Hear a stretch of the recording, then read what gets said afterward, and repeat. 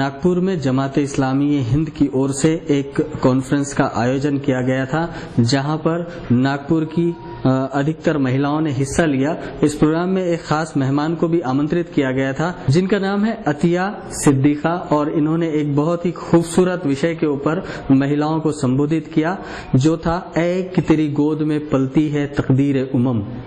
आइए हम उनसे बात करते हैं और जानते हैं कि इस्लाम में औरतों और औरतों से संबंधित परेशानियों का क्या हल है और औरतों पर होने वाले अत्याचार को इस्लाम किस नजरिए से देखता है। गुलिस्तान न्यूज में आपका स्वागत है। क्या खास बातें थी यहाँ पे? जैसे सबसे पहले तो मैं ये बताना चाहूंगी कि जो उन्वान अभी आप देखे हैं कि ऐ कि तेरी गोद में पलती है तकदीर उमम, ये बहुत प्योर उर्दू है। इसको मैं थोड़ा सा एक्सप्लेन करना चाहूंगी। यानी यहाँ पर ये बात रखी जा रही है कि माँ वो हस्ती है जिसकी गोद में ये जो समाज है, ये जो माशरा है, उसकी तकदीर वो कैसा हो, तो एक माँ के जरिए से ही ये चीजें हो सकती हैं। कन्या भ्रूण हत्या, इस बारे में इस्लामी नुक्ते नजर से आप क्या बोलना चाहेंगी? हाँ, देखिए ये बहुत बड़ा संगीन मसला है जो हमारे मुल्क को पेश आ रहा है।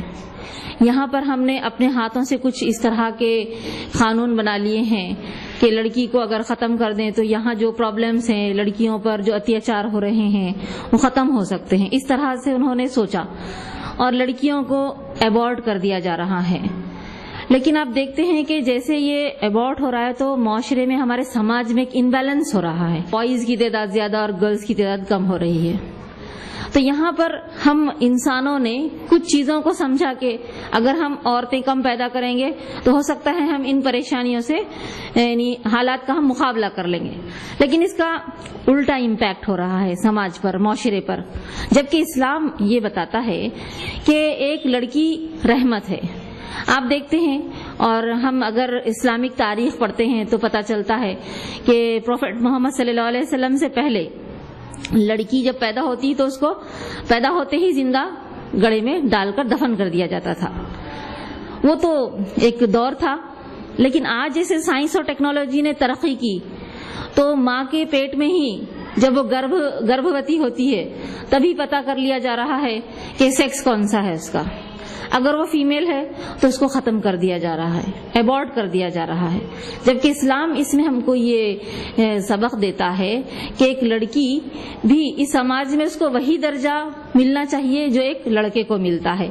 तो इसमें उसको रहमत बनाया गया और उसको ये बात सामने रखी गई कि तुम एक लड़की, दो लड़की की इस तरह से उन्हें पैदा करोगे, उनकी अच्छी परवरिश करोगे, उनकी अच्छी तालीम और तरबियत करोगे और उन्हें अच्छी जगह ब्याह कर दोगे, उनकी शादी करोगे, तो तुम जन्नत में मेरे साथ इस तरह रहोगे। प्रोफेट मोहम्मद सल्लल्लाहु अलैहि वसल्लम ने अपनी दोनों उंगलियों को बताकर इशारा किया था कि जन्नत में मेरे साथ तुम इतने करीब रहोगे। जैसे कि हम लोगों ने अभी बात किया कि समाज में काफी सारी बुराइयां पैदा हो रही है और लोगों को सेक्स पता करने के बाद लड़की का उसको अबॉर्ट करवा लिया जाता है। अगर हम लोग इसकी स्टडी करें तो पता चलता है कि लोग परेशान हैं जब उसकी शादी करनी होगी, जो जहेज देना पड़ेगा। इस्लाम में जहेज और जो डाउरी सिस्टम है, इसका क्या मायने है? देखिए, इस्लाम में तो जहेज का कोई कॉन्सेप्ट ही नहीं है। इस्लाम बिल्कुल सादगी के साथ शादी करने के बारे में कहता है। प्रोफेट मोहम्मद सल्लल्लाहु अलैहि वसल्लम ने ये बात बताई कि जो शादी बहुत ज्यादा आसान होगी, जिसमें कम खर्च होगा, उसमें ज्यादा बरकत होगी। लेकिन आज हमारा ये समाज जिस लोगों के साथ, जिस तहजीबात के साथ, जिस कल्चर में हम लोग रह रहे हैं, तो वहां हमने कुछ चीजें अपने ऊपर डाल ली हैं जो कि जरूरी नहीं है, ना ही इस तरह से इस्लाम कहता है।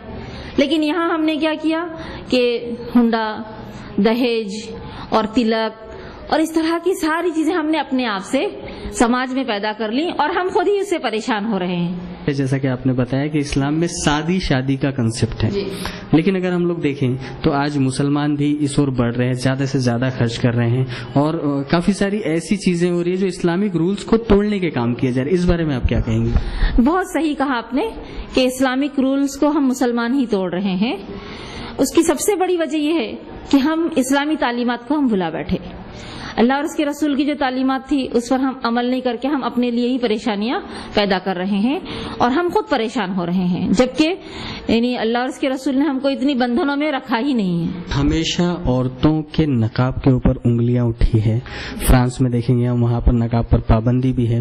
اسلام میں نقاب کیسا ہے، اس کا خاکہ کیسا پیش کیا گیا، جیسا آپ نے پہنا ہے ویسا ہے یا کچھ اور ہے؟ دیکھیے اسلام نے یہ بات رکھی ہے کہ جب لڑکی جوان ہو جائے تو اس کو چاہیے کہ وہ اپنے آپ کو ڈھانکے، کیونکہ یہ ایک نیچرل اور ایک فطری چیز ہے کہ ایک لڑکی کے اندر وہ اٹریکشن ہے کہ جو اپوزٹ سیکس پر وہ یعنی اس کا جو اپوزٹ سیکس رہے گا اس پر اس کا اثر ہوگا، تو اس لیے کہا گیا کہ وہ اپنے آپ کو ڈھانک کر رہے تاکہ وہ پہچانی جائے اور ستائی نہ جائے۔ یعنی معاشرے میں ہمارے لیے ایک سمبول ہے پردہ، برقع، یہ ہمارا ایک سمبول ہے کہ ہم شریف ہیں، ہم کچھ ایسے ویسے نہیں ہیں کہ ہمیں چھیڑا جائے یا ہمیں حقیر اور کمتر سمجھا جائے، بلکہ ہم شریف ہیں، ہمیں چھیڑا نہیں جا سکتا۔ تو ایک سمبول کے طور پر ہے اور ہم اس کو ڈھانک کر اپنے آپ کو بہت زیادہ محفوظ سمجھتے ہیں۔ تو اس سے کیا ہوگا، معاشرے میں جو خرابیاں ہیں وہ خرابیاں بھی ایک حد تک اس سے بچا جا سکتا ہے۔ جیسے آپ دیکھیے آج ہماری جو یعنی دوسری بہنیں ہیں دوسرے مذہب سے تعلق رکھنے والی، تو وہ بھی کیا کرتی ہیں، اسکارف اس طرح سے پوری طرح فلی اسکارف سے اپنے آپ کو کور کر کے ڈرائیو کرتی ہیں گاڑی وغیرہ۔ جب ہم نے ان سے پوچھا کہ بھئی آپ یہ سب یہ کیوں ڈھانک رہی ہیں، تو انہوں نے کہا کہ بھئی آج یہ جو سورج کی جو الٹرا وائلٹ شعاعیں ہیں، ریز ہیں، وہ ہماری اسکن کو خراب کر رہی ہیں، اور یا جو پالوشن بڑھ گیا ہے اس سے نہیں ہمارے ہیلتھ کو نقصان ہے، اس لیے ہم اپنے آپ کو کور کر رہے ہیں۔ پاکیزہ سماج بنانے کے لیے پردہ بہت اچھی چیز ہے، تو یہاں ہم اس کو اپنے لیے مشکل کی چیز نہ سمجھیں، بلکہ یہ تو ایک بہت اچھی چیز ہے جس سے ہم اپنے آپ کو کور کر کے ہم اپنے اس سماج میں نکلتے ہیں۔ مسلم لڑکیاں نقاب پہنتی ہیں، ان کی فرینڈس ہیں جو ہندوز ہیں، لیکن وہ بھی سماج کی جو سماج میں جو چل رہا ہے، لوگ چھیڑ چھاڑ کرتے ہیں، بہت ساری تانا کشی ہوتی ہے۔ ان چیزوں کو روکنے کے لیے اگر وہ بھی نقاب کا سہارا لیں تو اس کا سماج بھی اس کو مان جائے اور وہ نقاب بھی پہن لے، اپنے آپ کو ڈھک بھی لے، اس کا کیا اپائے ہو سکتا ہے؟ نہیں دیکھیے اس میں یعنی پوری طرح سے نقاب اور اپنے آپ کو کور کرنے کا مطلب یہ ہے کہ ہم کچھ ایسا لباس پہنیں جس سے ہمارے جسم کے جو اتار چڑھاؤ ہے وہ ظاہر نہ ہو۔ تو ایسا آپ ڈھیلا ڈھالا لباس بھی پہن سکتے ہیں اور اپنے چہرے کو بھی چھپا سکتے ہیں۔ تو یہ جو دور ہے جس دور سے ہم لوگ گزر رہے ہیں اس کو پرفتن دور یعنی فتنوں بھرا دور ہے یہ۔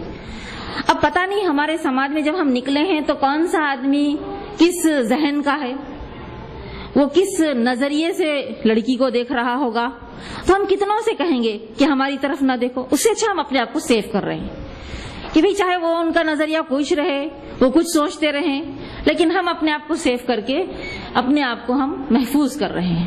باجی آج ایک بڑا اچھا خوبصورت کاریکرم ناگپور میں آپ نے آیوجت کیا اور اس میں بڑے اچھے آپ نے تقریر بھی کری، آپ نے بھاشن بھی دیا، سمبودھت کیا لوگوں کو۔ اس میں ہندو مہیلاؤں کو کیوں آمنترت نہیں کیا گیا؟ دیکھیے جماعت اسلامی کا پروگرام کچھ ایسے ہنگامی طور پر نہیں ہوا کرتے، یہ ایک منصوبہ بند طریقے سے پری پلان طریقے سے ہوتے ہیں۔ اس کا ایک پالیسی پروگرام ہے جس میں کئی پوائنٹس ہیں۔ فرسٹ پوائنٹ پہ دعوت، یعنی جو ہمارے دیگر مذاہب سے تعلق رکھنے والے لوگ ہیں ان کے سامنے ہم اسلام کی بات پیش کریں، کمپیریٹیو اسٹڈی کے لیے ہم انہیں بتائیں، ان کو بھی جو ہے سو ہم اس اسلام کی جو اچھائیاں ہیں ہم ان کے بھی سامنے رکھنے کی کوشش کریں۔ اور ایک طرف ہوتا ہے اسلامی معاشرہ، یعنی مسلمانوں کو ان کا بھولا ہوا سبق یاد دلانا۔ اسلام میں دعا، تعویذ، پلیتے یا اندھ شردھا جو ہوتی ہے کہ بخار کا تعویذ کا تھا، اس کی کیا اہمیت ہے؟ دیکھیے اسلام میں جادو ٹونا اور اندھ شردھا کے لیے کوئی جگہ نہیں ہے۔ البتہ یہ جو چیزیں ہیں جو سفلی علم جسے کہا جاتا ہے، جو گندگی کا، تو اس سے بچنے کے لیے جو ہے سورہ معوذتین، قل اعوذ برب الفلق، قل اعوذ برب الناس، بس یہ پڑھ لیا کریں، اس طرح کی بات سامنے آتی ہے۔ لیکن یہ توہم پرستی اور جادو ٹونا، اس کی جو ہے سو اسلام میں زیادہ کچھ گنجائش نہیں ہے، بلکہ کچھ جگہ آتا ہے، میں ٹوکوں گا آپ کو اس بات پہ، کہ حضور پاک صلی اللہ علیہ وسلم کو بھی محمد پر بھی جادو ہوا تھا اور کافی ساری بڑی تعداد اسی ایک مطلب بات کو لے کر اس پر اڑی ہوئی ہے۔ کیا آپ اس بات سے مانتے ہیں کہ آپ اس بات سے انکار کرتے ہیں؟ ان لوگوں کے لیے کیا کہنا ہے؟ ہاں، ہسٹری میں یہ بات ملتی ہے کہ آپ صلی اللہ علیہ وسلم پر ایک بار جادو ہوا تھا، لیکن یہ ساری چیزوں کو دور کرنے کے لیے کچھ جادو ٹونا کی مطلب تعویذ گنڈوں کی ضرورت نہیں ہوتی ہے. آپ صلی اللہ علیہ وسلم نے اس سلسلے میں یہ بات رکھی ہے کہ اگر اس طرح کا کچھ ہو جاتا ہے تو ہم سورہ معوذتین اس کو پڑھ لیں اور اپنے آپ کو اس سے سیف رکھنے کی کوشش کریں. بجی جادو ٹونا یا اس کا علاج کیسا ہونا چاہیے اسلام کے حساب سے؟ کیونکہ کافی سارے لوگوں کا ماننا ہے اسلام کا ایک بڑا دھڑا بول سکتے ہیں ہم لوگ جو جادو ٹونے کو مانتا ہے اور برباد ہوتا چلا جا رہا ہے باباؤں کے چکر میں. اس بارے میں آپ کیا بولتے ہیں؟ اس میں عورتوں کا بھی کافی اس میں انوالومنٹ دیکھا جاتا ہے. عورتیں کافی اس سے جلدی بھاؤک ہو کر کسی بابا کے پاس چلی جاتی ہے. ان لوگوں کو آپ کیا کہنا چاہیں گی؟ عورتیں جیسا تھوڑی بھولی بھالی ہوتی ہیں. اگر کسی کو کچھ فائدہ ہو جاتا ہے تو ایک سے دوسرے تک، دوسرے سے تیسرے تک یہ بات پھیل جاتی ہے اور لوگوں کے، خواتین اور خاص طور سے عورتوں کے ذہن میں یہ بات آتی ہے کہ بھی ہم وہاں چلے جائیں تو ہمارے جو سارے پرابلمس ہیں وہ سالو ہو جائیں گے. تو یہ چیز صحیح نہیں ہے. عورتیں اس چکر میں جلدی پھنس جاتی ہیں. عورتوں کو اس سلسلے میں وہاں باباؤں کے پاس جانا، تو باباؤں ہیں یا پھر جو بھی جادو ٹونا کرتے ہیں ان کے پاس جانا نہیں چاہیے، کیونکہ وہ ان کا غلط استعمال وہاں پر کر سکتے ہیں. اسلام میں اس کا یہ بتایا گیا ہے، اس کا علاج یہ بتایا گیا ہے کہ ہم اللہ سے مانگیں جو 4 قرآن مجید میں ہے، خاص طور سے قل اعوذ برب الفلق اور قل اعوذ برب الناس، جو سورہ معوذتین یعنی پناہ مانگی جانے والی 2 صورتیں جو نازل ہوئی ہیں، ہم ان صورتوں کو کثرت سے پڑھیں، اپنے آپ پر دم کر لیں. اس طرح کے ہم یعنی علاج کے طور پر ہم یہ کام کر سکتے ہیں، نہ کہ ہم باباؤں کے پاس جائیں اس طرح سے. یعنی اس پرکار کی جادو ٹونا یا سپلی علم اگر جو ہمارے اوپر ہوتا ہے، باباؤں کے پاس جانا ہمارے لیے ضروری نہیں ہے. ہم خود دعا کر سکتے ہیں اللہ تعالیٰ سے. ایک بڑی امانوی گھٹنا یہاں ودربھا میں گزری ہے پچھلے کچھ 15 دن پہلے. ایک چھوٹا سا معصوم بچہ تھا 8 سال کا. ایک آدمی نے اس کو اغوا کیا. اغوا کرنے کے بعد اس کی ہتیا کر دی. بلیڈ سے اس کا پیٹ چاک کیا، اس کے گردہ، اس کا کلیجہ، اس کا دماغ، اس کی آنکھیں یہ بھون کر کھا گیا، گوشت بھون کر کھا گیا. اور وہ آدمی مسلمان تھا. اسلام میں ان چیزوں کے لیے واقعی کچھ جگہ ہے؟ بالکل کچھ بھی جگہ نہیں ہے. اور یعنی بعض مسلمان ہوتے ہیں جو اس طرح کا کام کرتے ہیں، لیکن وہ اسلام پر وہ بات آ جاتی ہے، جبکہ اسلام اس طرح کا مذہب ہے ہی نہیں. وہ تو یہ کہتا ہے کہ اگر تم کسی کو کسی قسم کا نقصان بھی پہنچاتے ہو تو تم کو بھی بدلے میں وہ سامنے والا تم کو بھی اتنا ہی نقصان پہنچا سکتا ہے، یعنی اس کو حق ہے اتنا پہنچانے کا. اور سورہ مائدہ میں کہ اگر تم ایک جان کو ختم کرو گے تو گویا پوری انسانیت کو ختم کرنا ہے، اور ایک جان کو اگر تم بچاؤ گے تو گویا پوری انسانیت کو بچانا ہے. اسلام کی تو یہ تعلیمات ہیں. وہ امن والا مذہب ہے. لیکن کچھ مسلمان ایسے ہوتے ہیں جن کے پاس تعلیم نہیں ہوتی قرآن و حدیث کی، نام مسلمان کا ہوتا ہے، اس وجہ سے اسلام کے اوپر یہ ساری باتیں آتی ہیں. یعنی اسلام مسلمان نام رکھ کر یہ اسلام کو بدنام کرتے ہیں اس طرح کے لوگ. اسلام ایسا مذہب نہیں ہے. کیا عطیہ صدیقہ اس گھٹنا کا وروध کریں گی؟ اعلان کرتے ہیں کہ اس نے جو بھی کیا بہت بہت غلط کیا ہے، اس کو سزا ملنی چاہیے. جماعت اسلامی کی اور سے ایک بڑی اچھی مہم ایک چلائی جا رہی ہے اسلام سب کے لیے، تو اس کو غیر مسلم مہیلاؤں تک آپ کیسے لے جا رہے ہو، کیسے پہنچا رہے ہو؟ سب سے پہلے میں تو بتانا چاہوں گی کہ ہم یہاں پر ان کو غیر مسلم نہیں کہتے، بلکہ ہم وطنی بہنیں کہتے ہیں. ہم پہلے ہی غیر کہہ کر انہیں ہم ان کو دور نہیں کرتے. تو یہاں یہ جو مہم منائی جانے والی ہے اسلام سب کے لیے، تو اسلام جو ہے وہ ایک وے آف لائف ہے. جیسے آج ہر طرف پریشانیاں اور مصیبتیں، انسان سب کچھ کماتے ہوئے، سارے عیش و آرام کی چیزیں رکھتے ہوئے بھی انسان کو وہ سکون اور وہ اطمینان نہیں ہے. تو وہ سکون اور اطمینان کے لیے اسلام ایک ایسی ہم کو راہ بتاتا ہے، ایسی راہیں ہمیں سجھاتا ہے، یا ایسا ایک وے آف لائف ہے جس پر چل کر انسان اصل یعنی جو سکون ہونا چاہیے وہ حاصل کر سکتا ہے. تو ہم اس چیز کو چاہتے ہیں کہ ہماری جو وطنی بہنیں ہیں ہم ان تک بھی جائیں، یعنی اس کے پیغام کو ہم انہیں پہنچائیں ان تک، اور ہم انہیں بتائیں کہ وہ ایشور جس نے ہمیں پیدا کیا ہے، ہمیں اس ایشور کی آگیا کا پالن کرنا ہے. جو چیزیں کریٹ کی ہیں ان چیزوں کو ہم نہیں مانیں گے، بلکہ ہم کریٹر کو مانیں گے، جو ہمارا ایشور ہے، جس نے ہم سب کو پیدا کیا، دھرتی بنائی، یہ ساری چیزیں اس نے ہمارے لیے بنائی ہیں. تو ہم اس کی آگیا کا ہم پالن کرنے والے بنیں گے. تو اس کی طرف ہم سارے لوگوں کو نہیں بلانا چاہتے ہیں، اور یہ مہم جنوری 2015 میں ہم لوگوں نے اس کو رکھا ہے، اور اسے بہت ساری لوگوں تک ہمارے پہنچنے کا ارادہ ہے. انشاءاللہ اللہ تعالیٰ اس میں کامیاب کرے.